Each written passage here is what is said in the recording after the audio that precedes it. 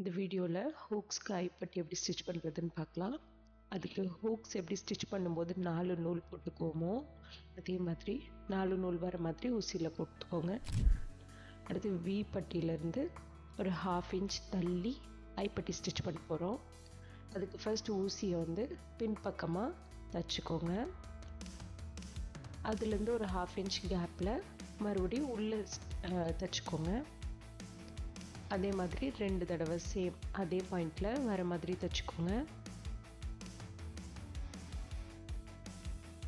Next ஊசியை எல்லா நூலுக்கும் அடியில் வர மாதிரி விட்டு ஊசிக்கு ஆப்போசிட்டில் இருக்கிற நூலை ஊசியை சுற்றி ஒரு சுற்று ஊசியை வெளியே எடுத்துக்கோங்க.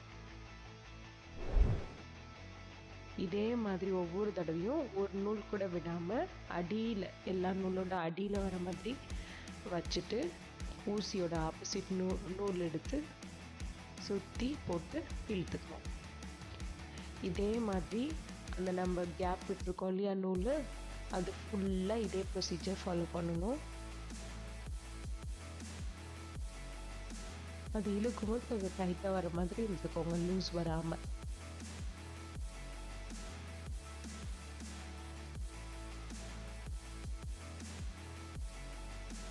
லாஸ்ட்டில் என்ன பண்ணுறீங்க, அதை முடித்த உடனே அந்த முடிகிற இடத்துக்கு ஆப்போசிட்டில் விட்டு வெளியில் எடுத்துக்கிறீங்க.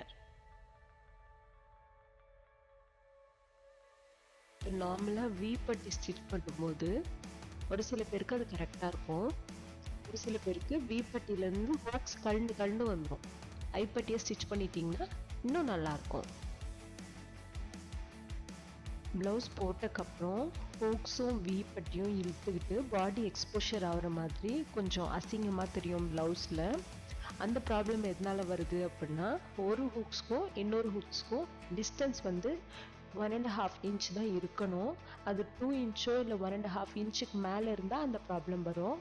நீங்கள் நெக்ஸ்ட் டைம் ஹூக்ஸ் நம்ம ப்ளேஸ் பண்ணும்போது நடுவில் இருக்க கேப் 1.5 இன்ச் இருக்க மாதிரி வச்சுக்கிட்டிங்கன்னா கரெக்டாக இருக்கும்.